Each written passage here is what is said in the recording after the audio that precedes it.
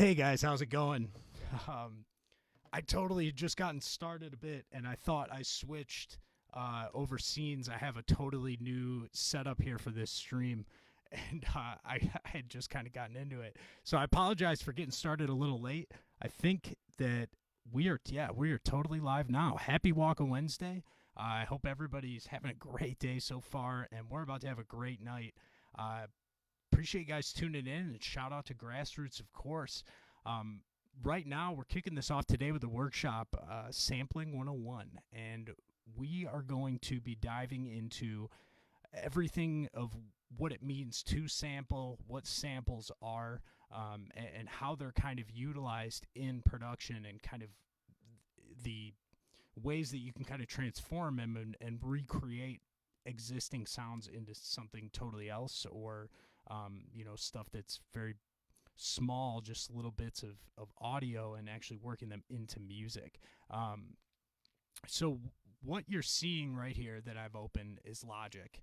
Logic is my currently, I would say, my DAW of choice, DAW. A DAW stands for Digital Audio Workstation, and Ableton is also a DAW. Fruity Loops, those are two of the more popular ones.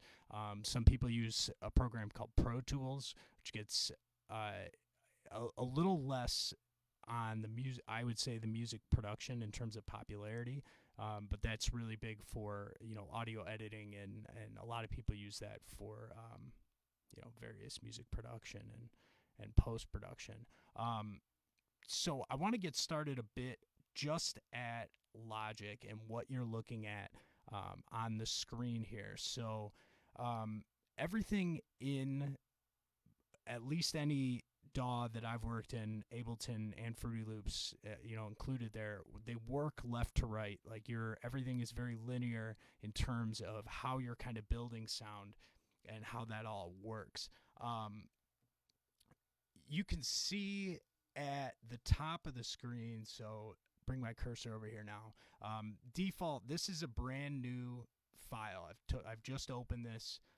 It always defaults to 140. I think you can save different defaults, but that's more user preference. And this is the blank slate that I always look at when I'm starting a track. It'll actually prompt you when you first open Logic, at least, and it'll make you create one track, which is this audio track right here that you can see. And you can have an audio track or an instrument track, which would be like a synth, and kind of get into that, in a short while here. But I just popped open an audio track, and everything for this track. So, before I really even load anything in, just a couple more things to sort of point out. And I'm just going to kind of explain as I go.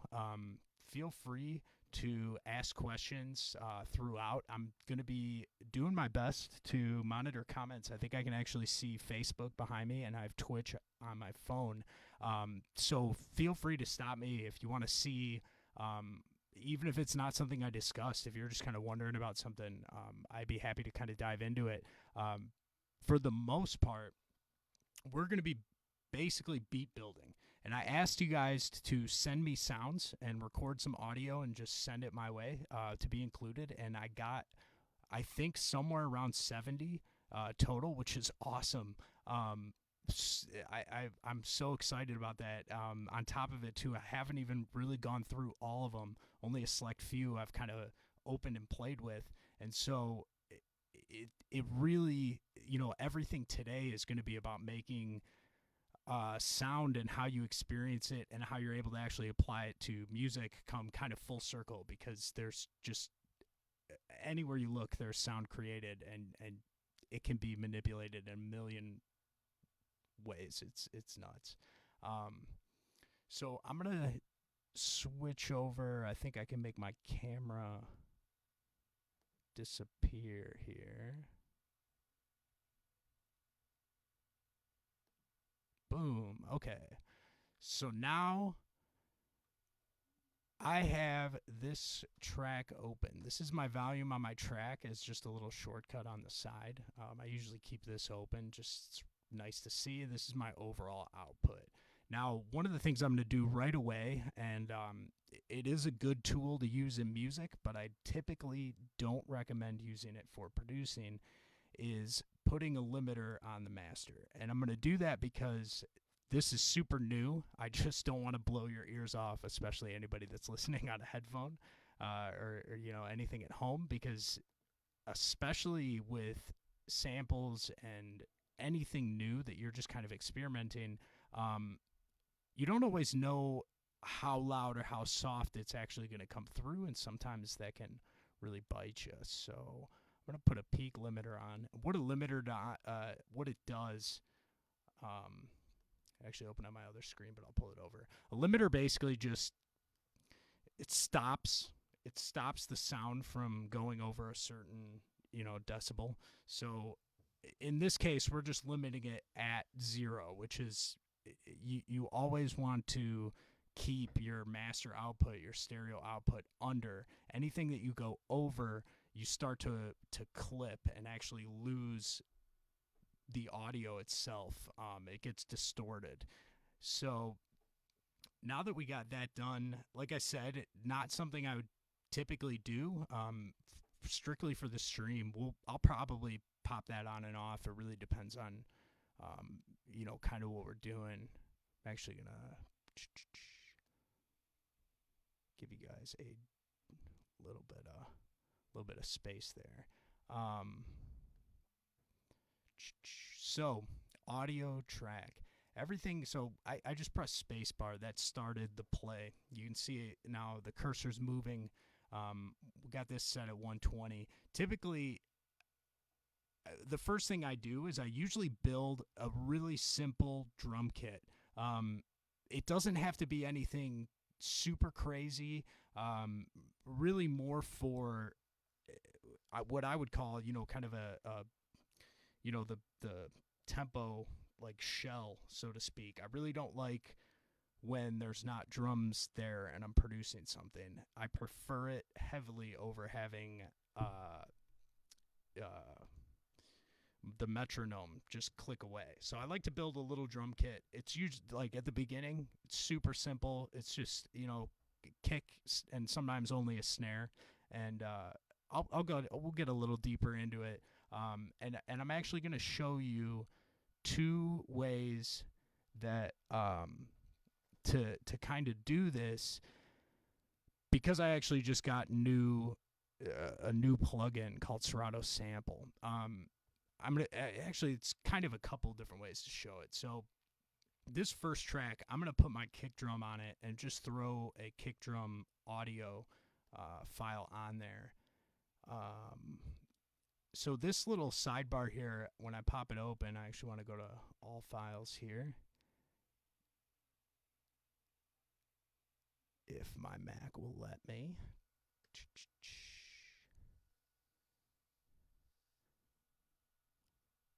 Yeah, so side note right now, this typically does take some time to load, at least for me. I have a really old hard drive. It's super full, but I hope we don't run into any slowdowns here, because I am running a borderline command center right now, doing this stream. It's awesome. So these are your files, on your computer. You're able to actually see the audio files that are in these places, on the side within the software. You can also drag and drop. If I were to have, my Finder window or a folder window open, you can just drag audio in. But this is just to kind of show you, like what audio, what that looks like, what a sample looks like when I drop it in. And I kind of go back and forth. It definitely depends on what I'm trying to do. You can place the clips. So, what I'm going to do is place a kick drum on here, and you can kind of build the drums like this on their own audio tracks. You can also build them in samplers and different things, and actual, kind of drum kit synths. It depends. I would say I definitely use samplers a lot more, but I felt like this was a good way to get started. So I'm in my folder here, and I am going to go to kicks. Now, side note, one thing I recommend is keeping your samples if you do start collecting them, downloading, because there's just great places everywhere. You'll get a ton almost right away. You'll probably download, hundreds and hundreds and hundreds if you just get into it. You want to keep them like all in their place so that you know exactly where to look.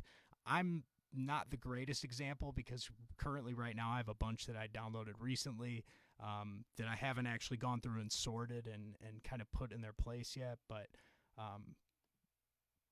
moving right along, my kicks here, I can actually preview these sounds, and I believe you'll be able to hear them too. I want to turn this down though and make sure that it's lower, because this will kill you sometimes if you have this up and you just go to check something out. So if I press this button, I think you guys can probably hear that. These are all just kicks themselves, single kicks.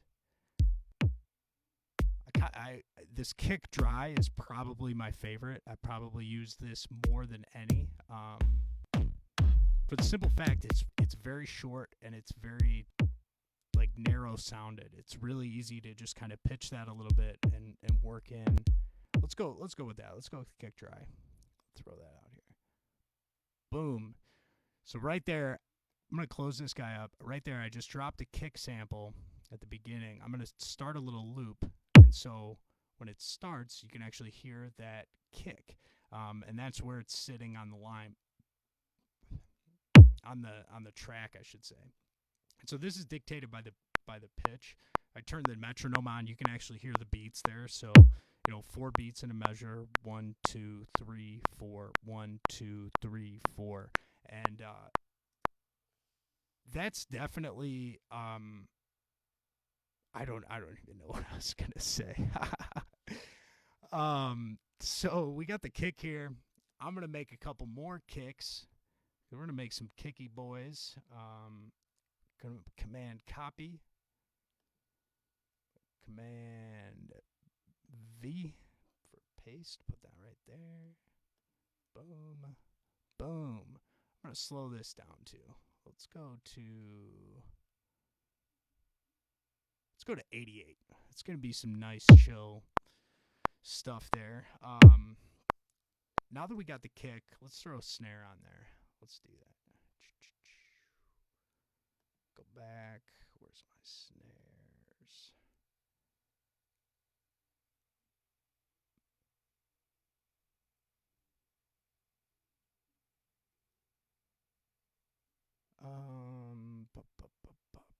Let's go hip hop snare. Let's see what we got here. Oh, that's a good one right off the bat.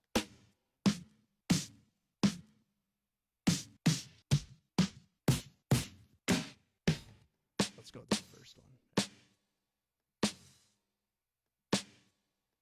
Yeah, that's it. All right, so now I got my snare drum. Boom. Oops, pasted on the wrong track there. Golden. So now we have the world's simplest beat. We've just made it. Congratulations. You're a producer now. Like I was saying, like I really started with this way to just really help visualize overall, what you're how you can kind of think about producing, and actually how you're able to kind of picture and view things, within the software, because in a sampler it's not going to quite look like this. This is just very visual. Anything can be placed, any audio can be placed on any audio track. So I could pull, vocals or a guitar sound or anything else right on there. And, at the very just basic stage, is this, the most repetitive thing in the world? Absolutely. But a couple kick drums, I'll make a couple more. Maybe put one right here. Put one right here. Put one right here. And right there. And one at the end.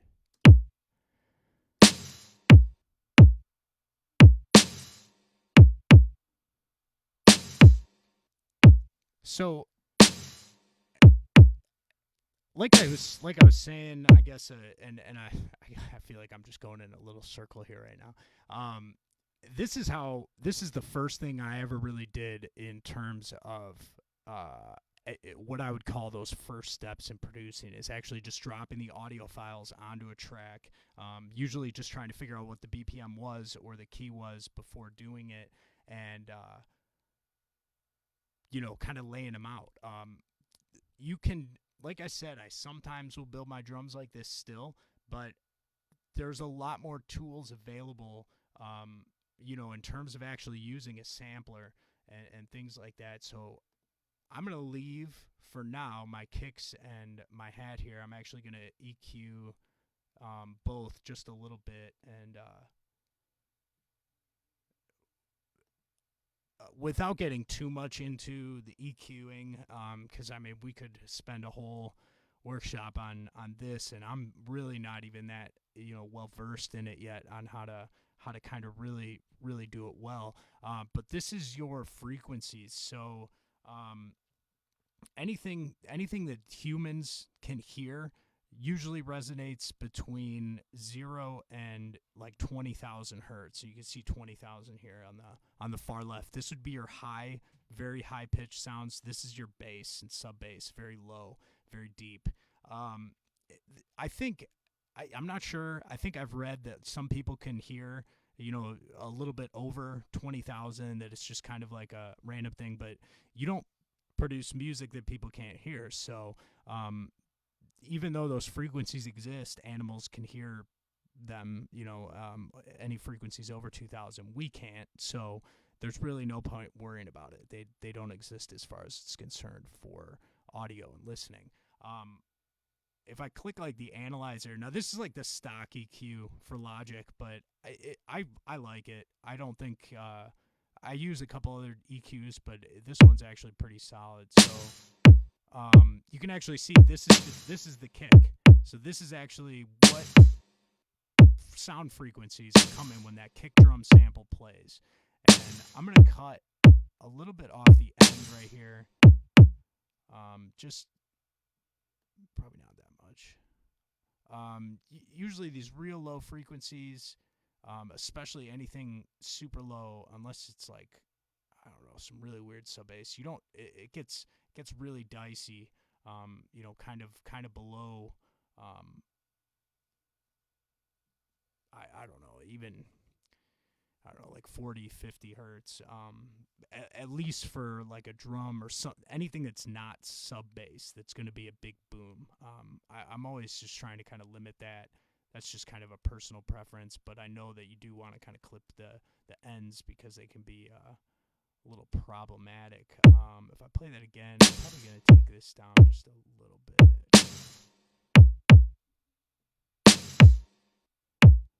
And so these points that I'm putting out here, and I'm actually like moving, I'm actually changing the sound. Like, so if I put this all the way over here, it sounds completely different. I'm cutting kind of that major, the meat, so to speak, out of that kick.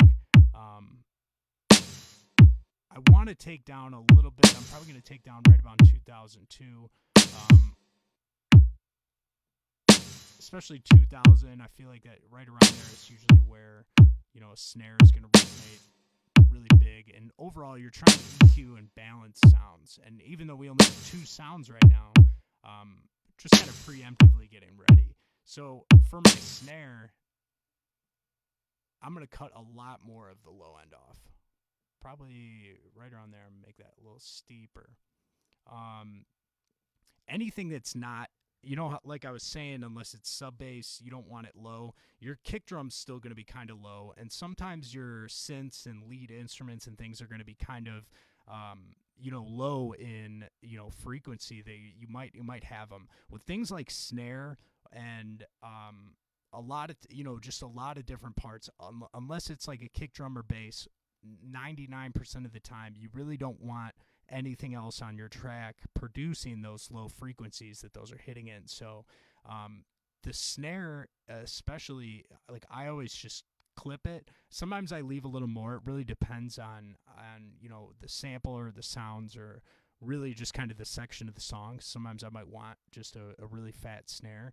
Typically, though, I'm just going for something soft because I want the snare to pop and come through, but I don't want it to be, super super crazy, super low.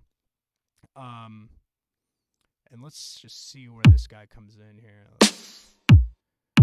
So yeah, so it's actually this one's kind of peaking, kind of right in here. I'd put the kick drum really canceled a lot of the 2000 out, but um, again, I feel like I talk about this like I can hear the difference because that's just you do this so much. I'm not even sure that most of you that are watching could probably even tell the difference of what I just did, even putting that snare thing there. But let's open up a sampler. Like I was saying, let's get into it here. Go to software instrument. I mentioned Serato sampler. I'm going to come back to that, though. I want, where is it? Ultra Beat. Boom. And this is Ultra Beat. This is what you'll see when you pop it open. I don't have a default saved, but I have one that I switched to, and so this would be the default, I guess. When you open it, if you look actually down the side, these are all samples that are actually in here already. On this default one, and I have a keyboard here in front of me that I can play these notes and actually trigger them. What I'm gonna do, and how I kind of created. Well, I guess I'll show you. So, sample ready is my preset. Now these are all just the bass. There's no actual sample. You can actually click in this corner here and say unload sample, or like right click and I think when it's full, I think you can reset it somewhere there. But you basically want to just reset everything, save something, and then you can pop right in and just throw samples in right away. I am going to throw a hi-hat on here. Let's listen to a few of these. Let's get a good one. Ooh, analog, that's pretty solid.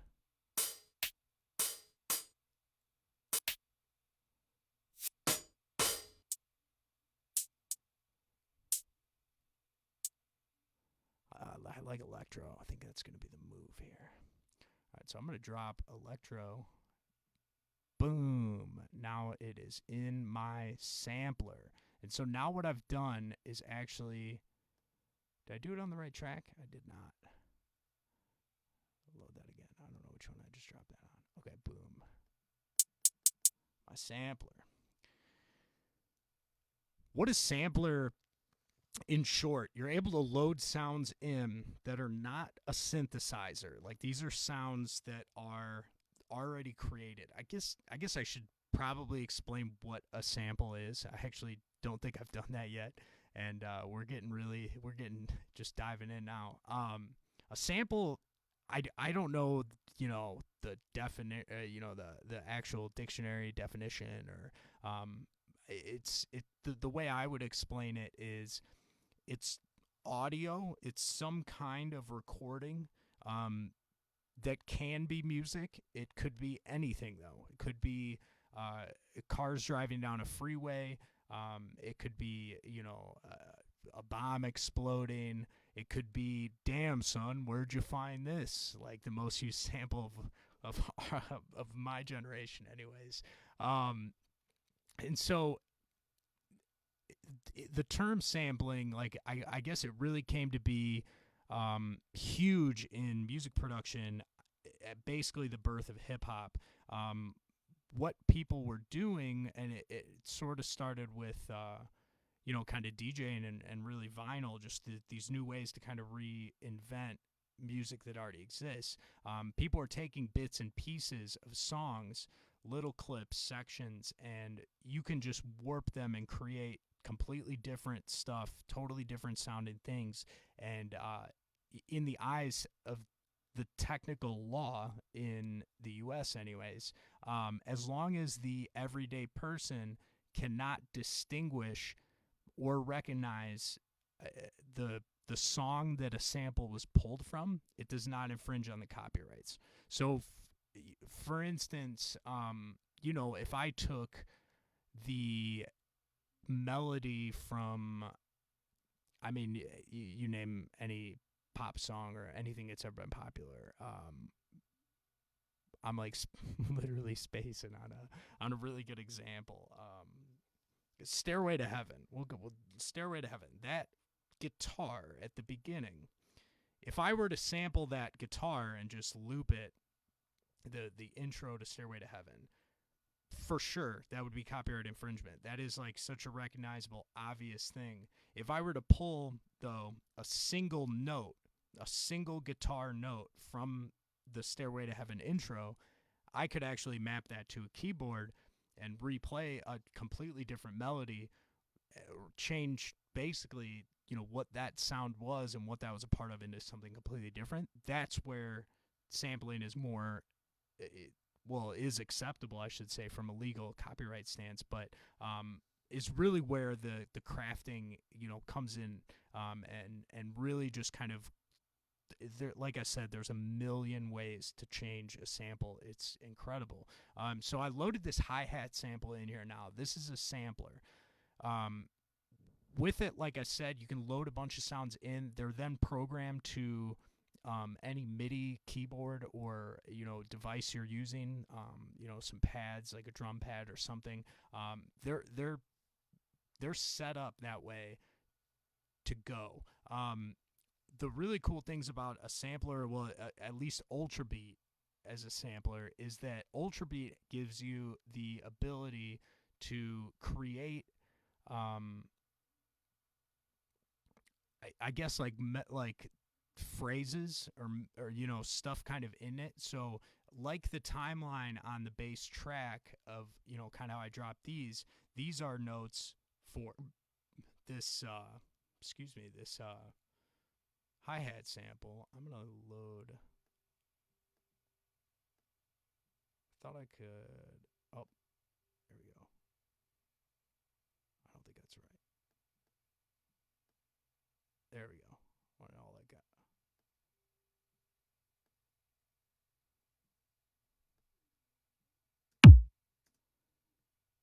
Now, why aren't these guys up to?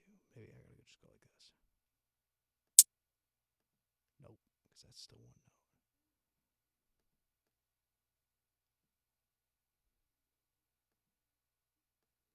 Maybe if I clear it. I thought if I just did this, it would like make all those go across. Well, that's lame.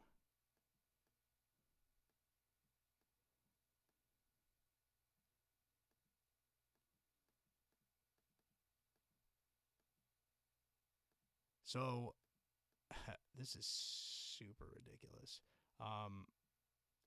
Typically when I don't know there's definitely a setting that's changed. It'll actually fill these up. These are actually the impact amounts for the hit above. So these are actually where that sample is going to get triggered. This is the velocity.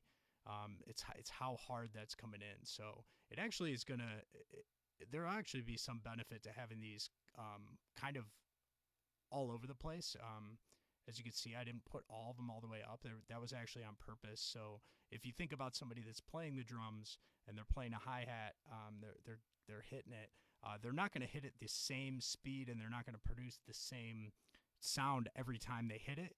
So in the same way, you can kind of create that aspect in,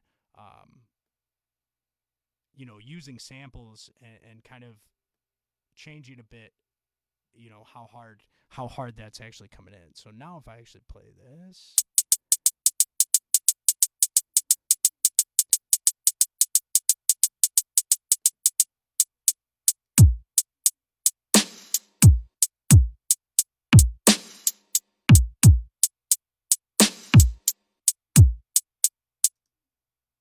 Oh, I was going to say there's swing.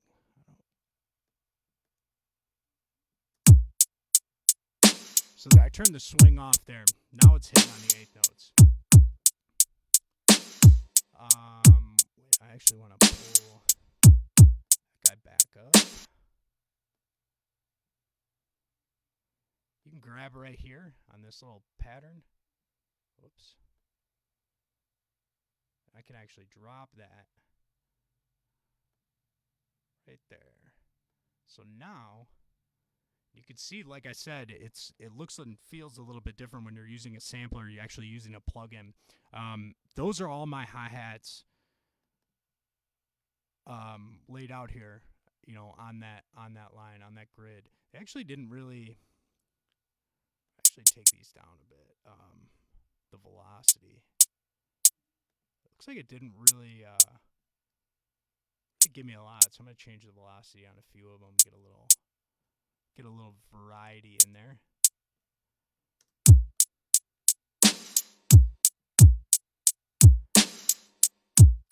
So now you're starting to kind of see at the base level, like this is still super basic, and I probably should have preempted with it's probably going to be a little bit boring for the first 25-30 minutes as I'm kind of explaining and kind of starting to build. But good news is we're at that point. It's not going to be boring anymore. So I'm sorry I didn't tell you, but here we are. One of the cool things, I guess, too, actually, with Ultra Beat, is that you can especially with drums and hi hats, it'll actually pitch the hats. So I should take that down a little more. I'm gonna take all these guys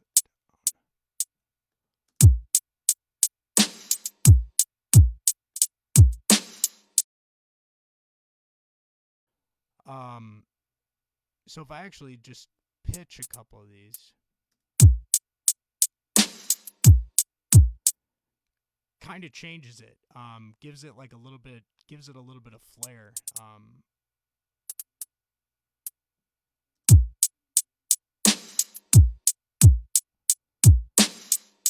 While you're actually in this window too, you can at any point pull out. You always have two tools. I don't even know. Yeah, I guess these are called tools. My left is always typically the clicker. You have them up here too, because you can do the same kind of stuff to these as you can with the actual notes. Because these are actually notes basically that are plugged into that sample, that sound. The scissors tool. So I just pop that one open, and when I hold down Command, I can actually use that tool. I can log in I can log in. I can zoom in and clip a couple of these guys, and what that's going to do is create kind of the roll patterns.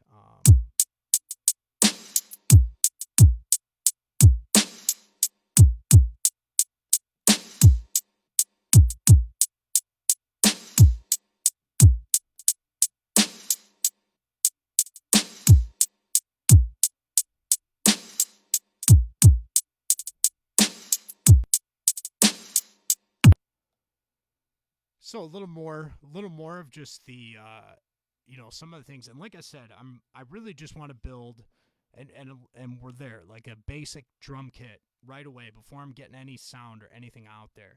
I'm gonna go ahead and actually pop a new instrument track now, and where is it? Serato sample. Boom. So, Serato sample, I just got this within the past few weeks, and it is super cool.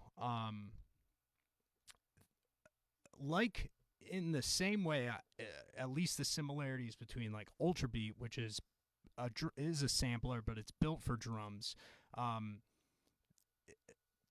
This sampler is pretty next level for what you can do very quickly. And for the most part, from what I can tell accurately in warping and actually figuring out, speeds, tempos, and I should say tempos and keys of samples and changing them on the fly. And as a whole, it's such a basic plugin that just does so much. I can't say enough about it. I know a couple of my friends I've talked to recently. I'm like raving about this thing here, but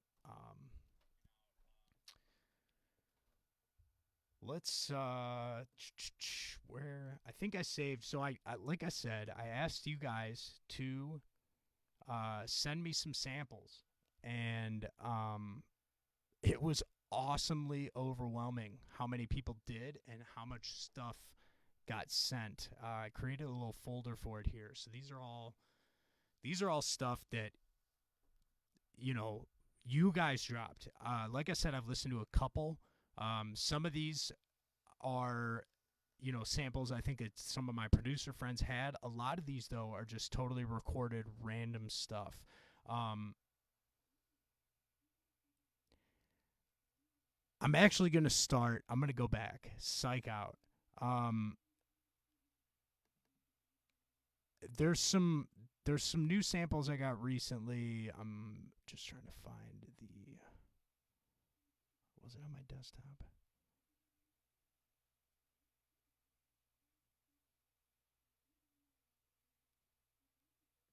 Oh yeah, BML sample bundle. No, that's not it. Wait.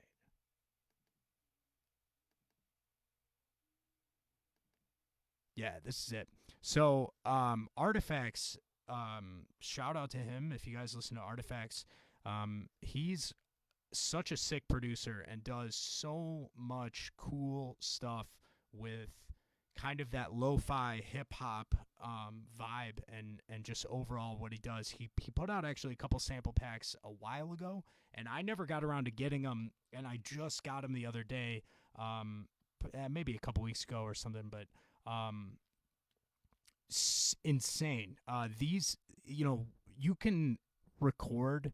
Um, like vinyl or something like that on your own. But if you don't have good vinyl, um, sometimes it adds to it. But a lot of times you do want a pretty clean at least sound, and these are just completely professionally done samples. So this will be a really good example to start of kind of how this looks in Serato sample before I start throwing some of the random ones in there, because that's just gonna get a little weird. I can already tell. Um, and I haven't listened to all of these. Oh, that's awesome.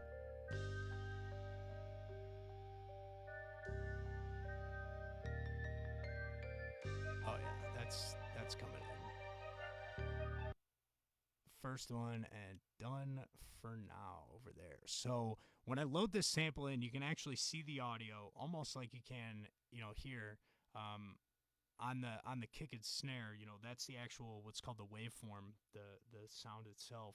Um, and I'm never really used Serato as far as DJ software. I know a lot of people do. A lot of my friends do. Um, I I only know this plugin as a plugin in Logic, and you know as a sampler. Um, I think it'd be pretty cool to work this in. However you can do it, like with Serato Live. This is in my opinion, just such a user friendly, such a simple way to sample. When I pop this in, and two, the good thing about like getting really good sample packs, or at least maybe after you organize them or something, but Artifacts actually labeled all these samples with the key and the BPM, which is always a help if you can figure that out at the step one with an audio sample that you're going to be especially changing the speed of. The crazy thing is that it was Serato sample. It pretty much just does it automatically. As you can see right under it, I mean, it did peg the key as G minor. Really no big deal there, because you overall you're never going to be able to fully trust the actual key detection in like software like this. It's right a lot, but it's never perfect. On this sample, it's let's see, is it on sync? No. So now it was on sync. So it's actually Serato sample automatically will make this the speed of my track that I'm producing. What's really crazy, I guess,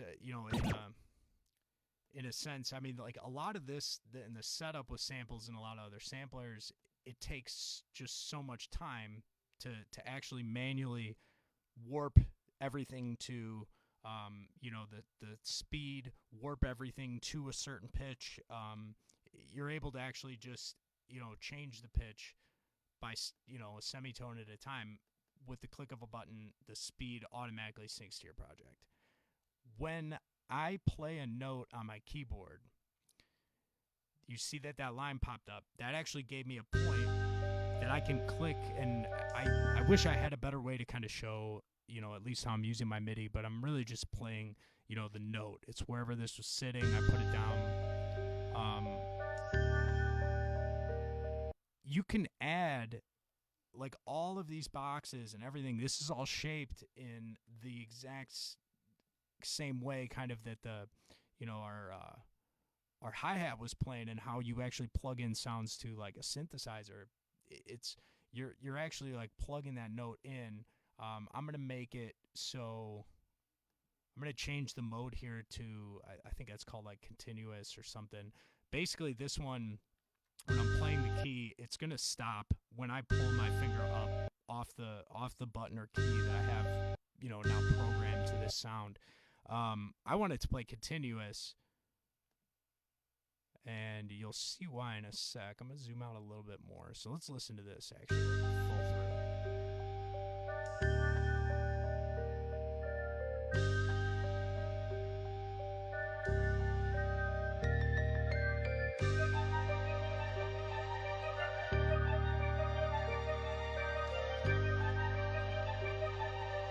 God, this sample pack is so sick. I wish I'd bought this. Whoops, I didn't want to start the track. My bad. I wish I'd copped this sample pack a while ago. Like I said, Artifacts spells his name with a K. Both these packs came together and they were on sale. I think it was $10. Super, super great, easy purchase. Take my money. Love it. I'm gonna plug in a couple more points, basically, that I'm gonna play.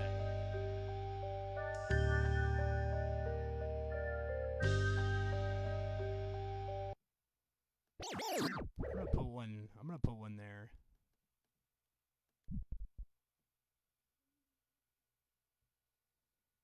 Now you see, like, I just popped a new one in there. So now on continuous, it doesn't stop when I pick my hand up.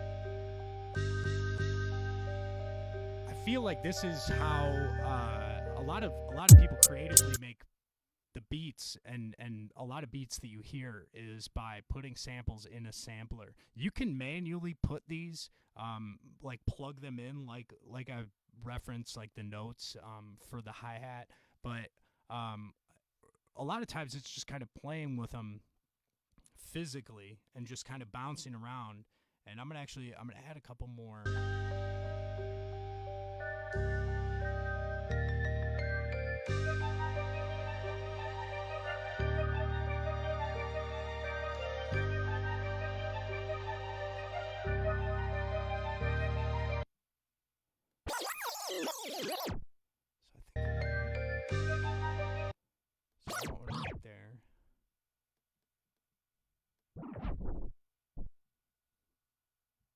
Boom.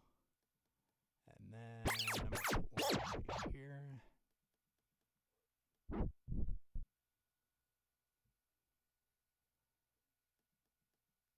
And I'm going to put one right at the end.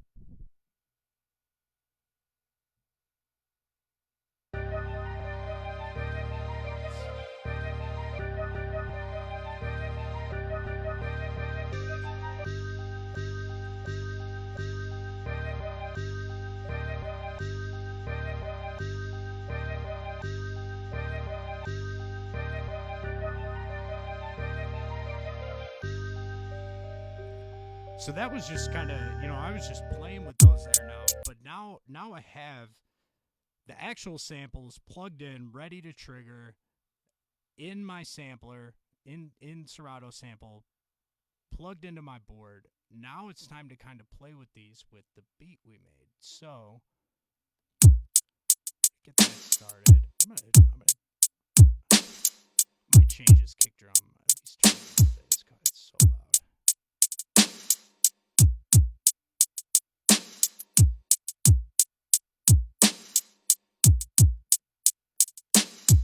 Take a little bit down here.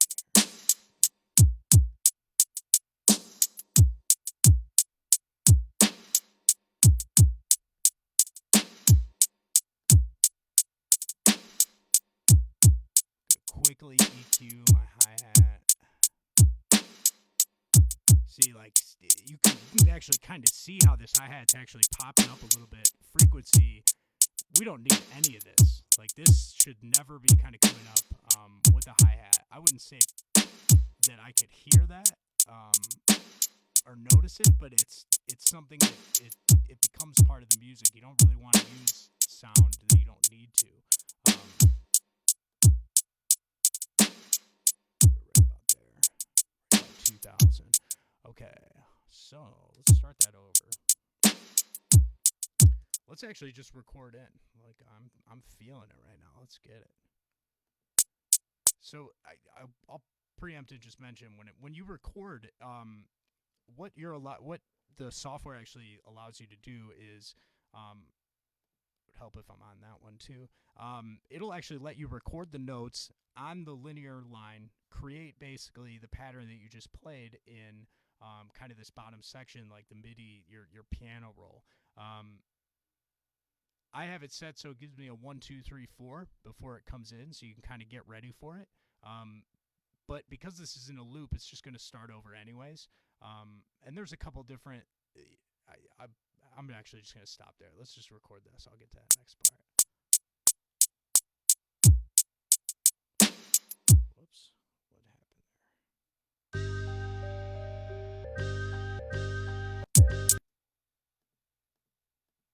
Hit the wrong key.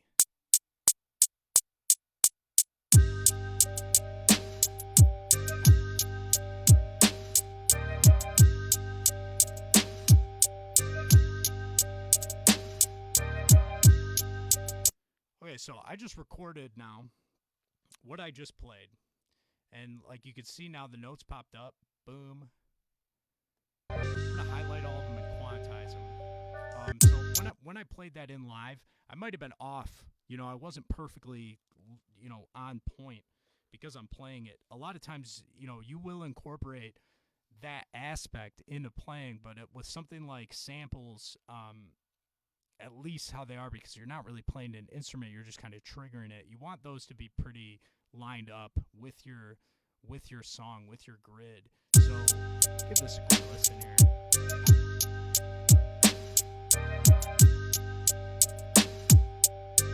Turn the hats down to 2 hours.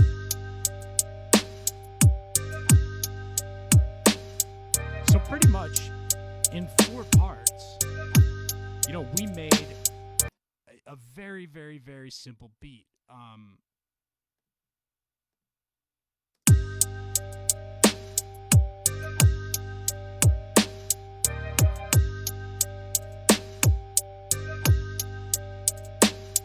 That's pretty sweet, right? What do you guys think about that?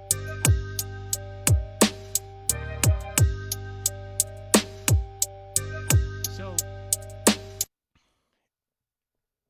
we're still pretty high level with like what we've done with these samples, because really we've just used 4, a total of 4 samples here to create this.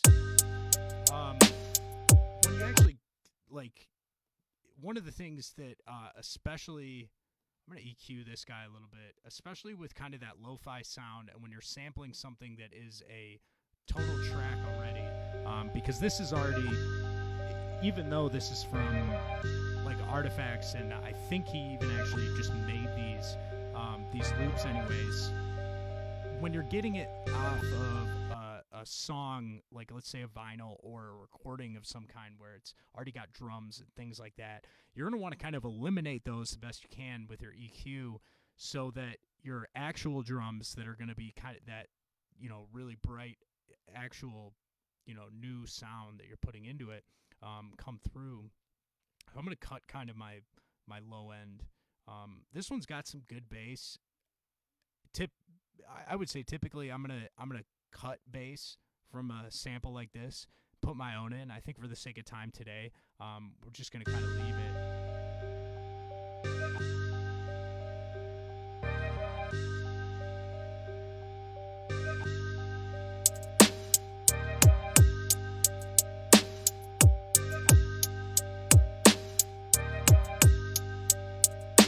So what I just did there, I just repeated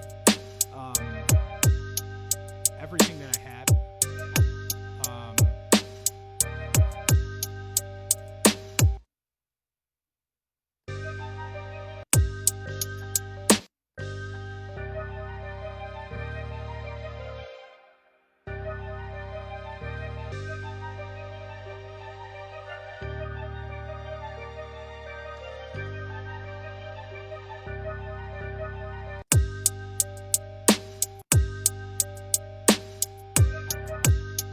There we go. That sounds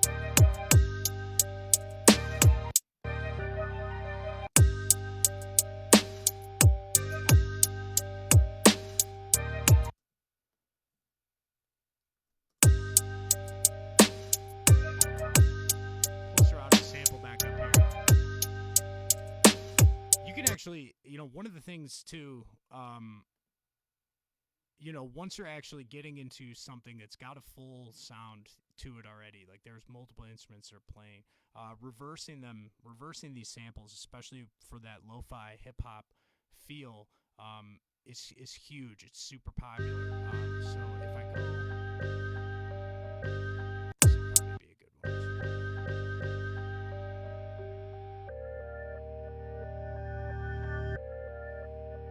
So you can kind of hear, like, it's like completely changes the entire thing. It's actually just going the opposite direction there.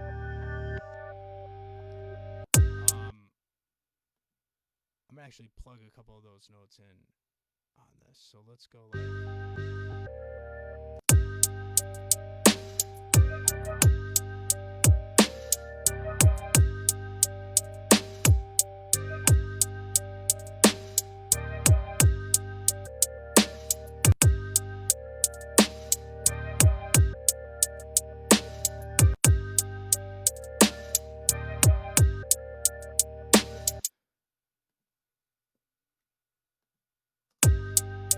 So pretty much, I mean, this is totally the structure. This could be a hip hop beat pretty easily from this point, because once you get kind of that bass, I feel like production is always about finding that idea, running with it, and then kind of seeing where it goes, like how to develop those other parts.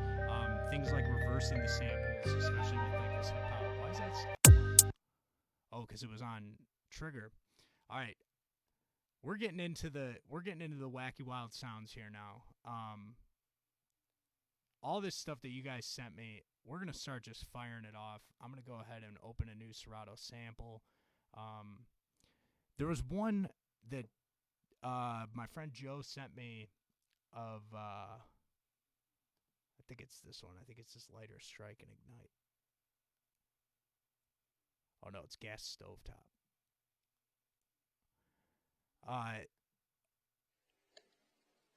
You can see it kind of it warped my pitch for this, and you'll hear.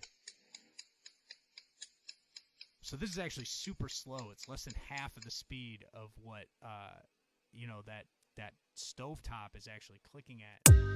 I thought this would be a sweet hi-hat, so I think I'm gonna actually swap out the hi-hat I have with this. I'm gonna find the good.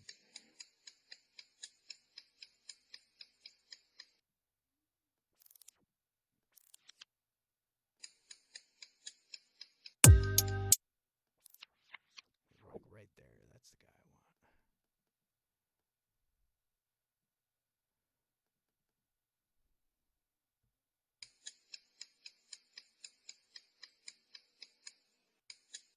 Perfect.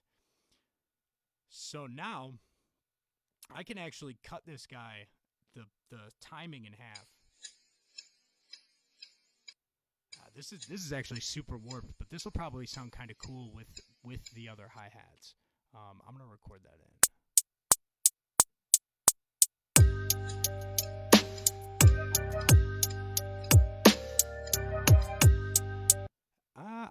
was actually on grid here. I might have to check the BPM of this sample and manually set it. Let's see.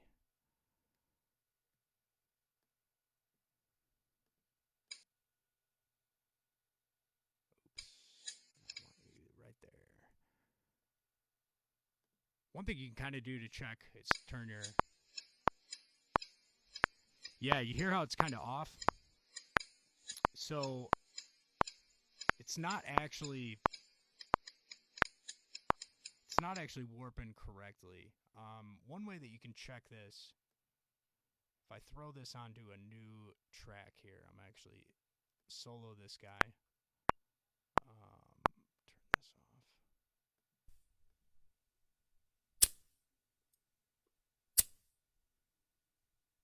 Oh, that's the that's a cool sound too. I'm actually gonna leave that because we're gonna come back to that. Gas stovetop, wrong one. All right, here we go. I can open up a, I think it's an audio unit. I think there's a,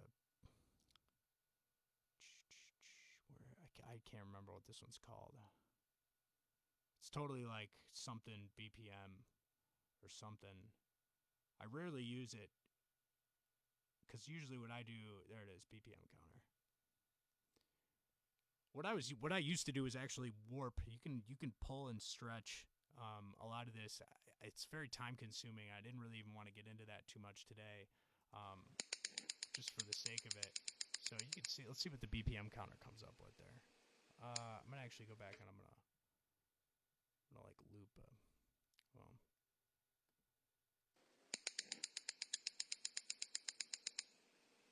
I don't know if it's enough to get a sample or to pick it up in the BPM counter. It's really fast.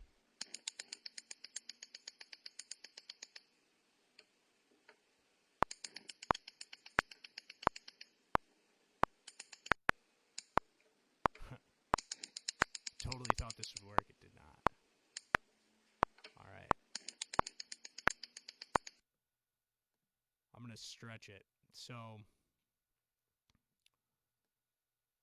what I'm going to do is I'm actually going to force this audio sample. We are going to get into it, I guess, here. I'm going to force this audio sample to be at a closer speed. You know what? This is it's going to take too much time. I'm not gonna worry about it. We're gonna use these cool lighter strikes. So, boom, boom. Gonna slice that guy. Just get one of those. I'm gonna delete you.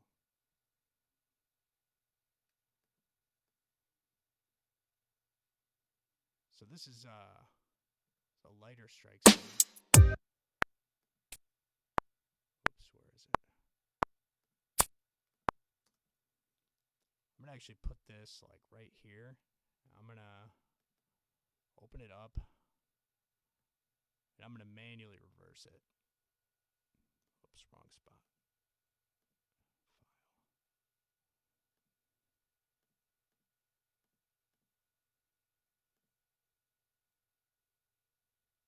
I'm going to make it so that it kind of whoops, so to speak, up into that snare that's going to hit. So let's hear what that sounds like. Whoops. Let's hear what it sounds like alone. Okay. So now, let's do that.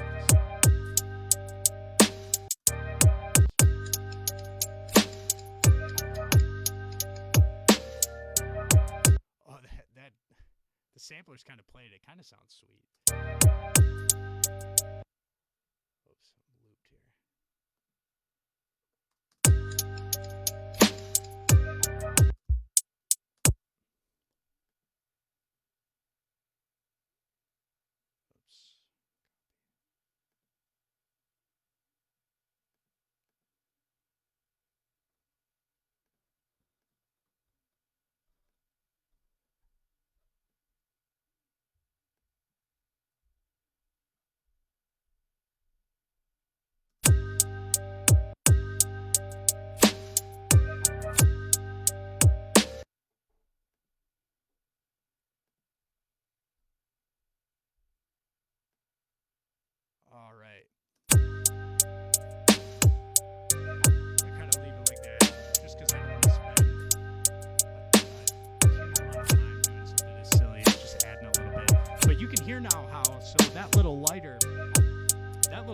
strike is perfect to reverse and bring to that snare.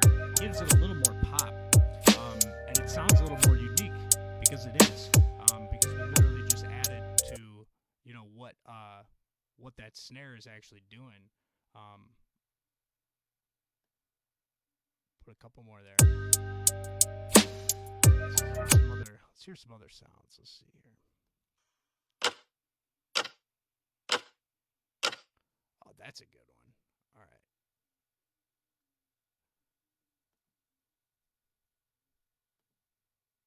Got a good ticking clock here. Put that into our Serato sample. God, we are not going to have enough time to go through all these samples. I feel so bad because you guys killed it. I think we might have to do another sample workshop.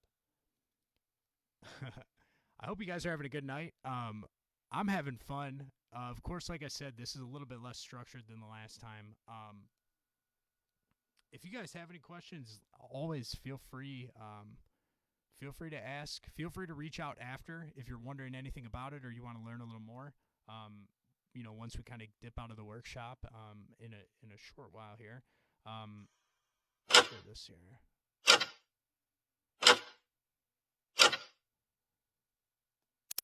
So that might be.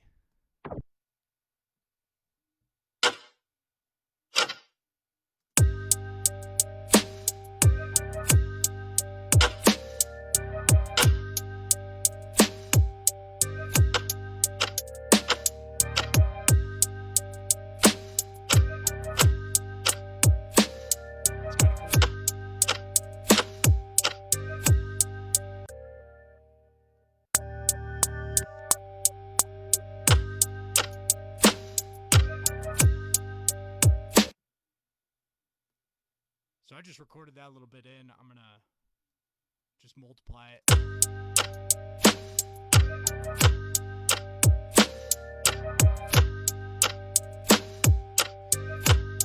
So again, I mean, really only a few more steps here, but really just using, other than the main sample, which is kind of the track itself, kind of just creating this whole little thing.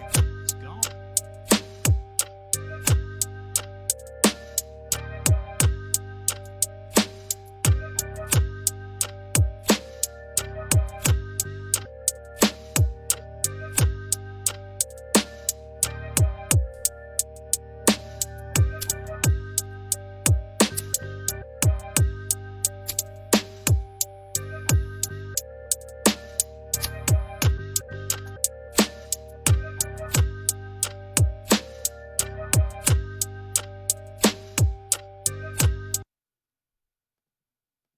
A little trick that I like to use. So, you saw when I was pasting these little bits of the lighter strike, how I was kind of like, it was a little bit tedious how I had to zoom in. A little secret trick is that if you are copying and pasting the same stuff and you have a solid like little MIDI track, which is what these guys are called. This is like my Serato sample, and I'm actually on this one. It's going to be able to paste that. That first one and that first beat, and it's going to actually match, where those were on that first section.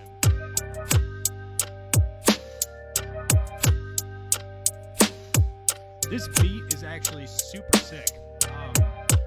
I figured that there would be some cool things that came out of it. I kind of want to take a second to I'm going to save this because I'm totally going to actually work on this, and I'm definitely going to incorporate more of these samples. I'm going to try to get into as many of these samples as I can the rest of the time. Call this Wonka Wednesday beat. But I want to switch up the idea because I want to get more into it, a little bit, give some more examples. So, while I'm going to actually leave this track here, that sample, I'm going to create I'm going to just mute it. I'm going to create a new sample track. So now that all we're left with taking that away again is back to our drums. But now we have a really detailed, at least, framework for drums. You want to kind of, bring variety to your drums and add a lot. But at the early stages of a song and And as you're just kind of getting going, this is typically how I'll do it. A lot of times I'll even copy and paste out, that 8-bar drum loop and just paste it all the way down a track and then just work on the melodies, different parts of the song with that drums, and then go and change the drums once I've developed a little bit more. Let's go in here. This is a folder that homie Javi sent. I don't know what these are. I haven't listened yet. Let's see. Oh, these might. I don't know why. Sometimes WAV files will not let you preview them in Logic. I've never run into that trouble in Ableton. Ooh, here's some good glass sounds. Let's just load it in. Fuck it. Oh, it's synced. Weird sound. Let's hear this one. These are cool. These are already, like, I don't know what this was. I don't know if that was like a bottle breaking or something, but that sounds like it's already been kind of reversed itself, which when you take a sample and then you actually recreate a new piece, whether in a song or not, for this instance, it's just another sample. You're resampling. You're actually putting it through and processing a whole new sample. And a lot of times resampling like over and over and over again could give you just drastically different results. Like you wouldn't normally think that could be the case. But like sometimes when you just like keep doing something, like reverse something, create, resample it, like reverse that, the resample, like keep going and like make some weird stuff. Let's see the glass bottle.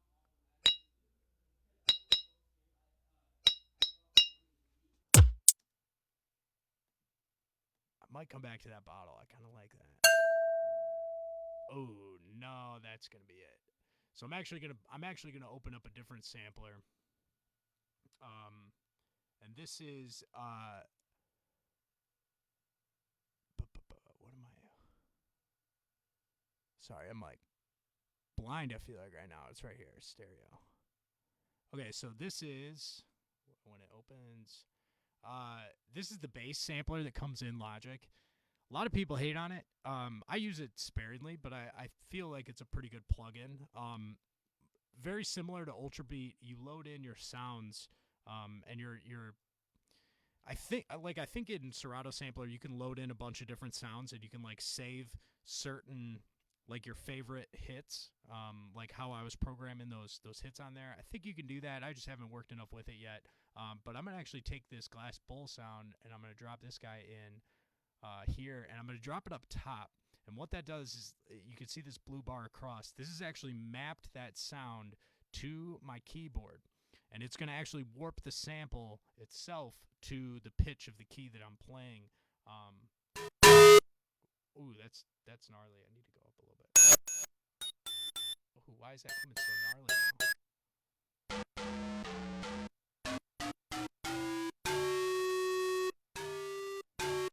Was this the one? Oh, I think it was glass bottle actually, not glass bowl. I'm like, wait a minute. No, why is it doing that?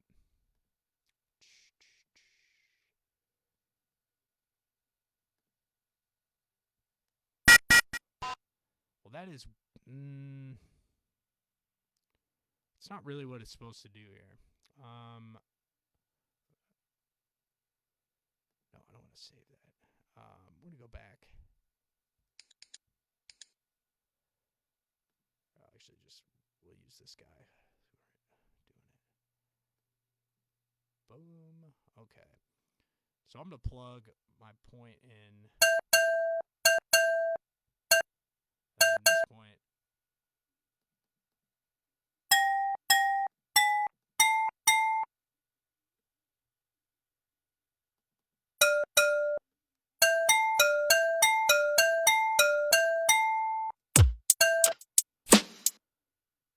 So I just basically key shifted each of these notes. If you see, I went 5 semitones up on this guy, 2 down on this guy.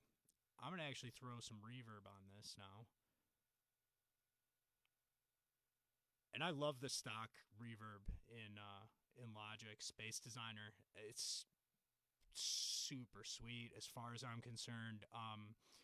Really a lot that you can do with it. Even the bass presets, they're perfect to start with. And like I think I read somewhere that these are actually modeled off of real rooms, and that I think there's a way to input like custom rooms. So for instance, my basement right now, I could actually I don't know how you would do it, but you could map it and somehow input that.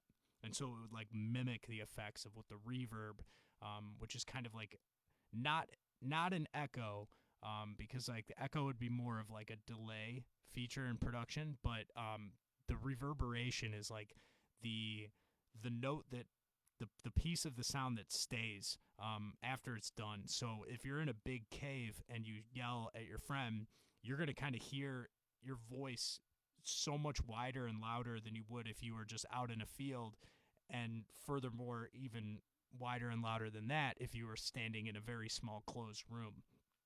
So I'm going to load like just a medium, like one of these medium ones. Let's see. Let's do like hotel entrance. Let's get it. So that one's got, you can hear, it's got a little bit of a delay kind of on there, which is cool. But I'll play it without. So you hear that's the sample. That would be like the dry sample. Once I throw the reverb on.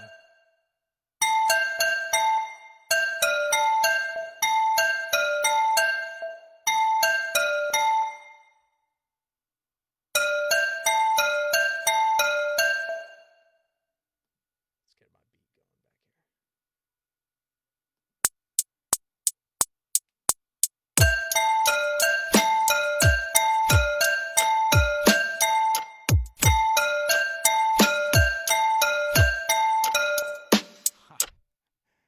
I tweaked. I messed up.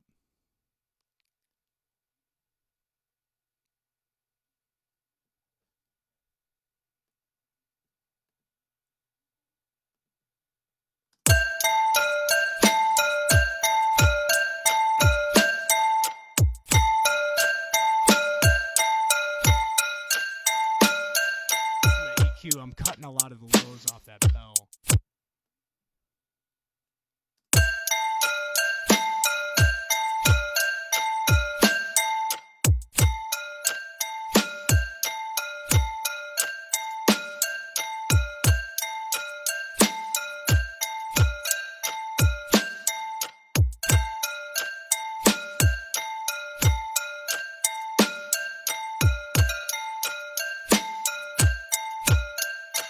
So, I mean, this isn't anything special. Frankly, it's kind of annoying, but really good example there of just kind of that bell. Like, so if I had like a really good... So, you know what? I'm actually going to... I think the last thing I'm going to do is put like... We're going to open up a synth. So not sampling on this part, but open up Serum. Serum's probably my favorite synth plugin, just in general. I use it for so much, and it is super versatile. I want to make sure turn this guy down a little bit because it might come in a little hot, but this is like a basic preset, but it's got a really good sub bass, and it's really good for adding sub bass to something, just as a standalone sub bass, as well as, synth sounds and everything else. If you're listening on your phone or your headphones, you probably can't hear really what I'm doing right now, but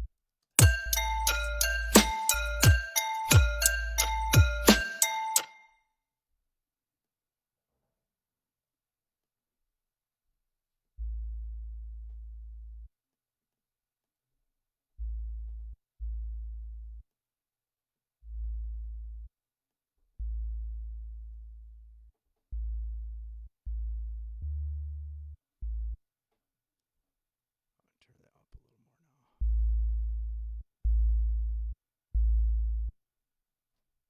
Typically, I'd want to put a compressor on this and sidechain it with my kick. For the sake of time, I'm just going to kind of mess with it for right now.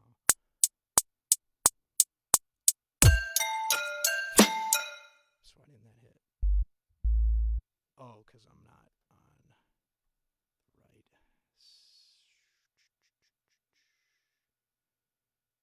I can't see this on my screen. Where's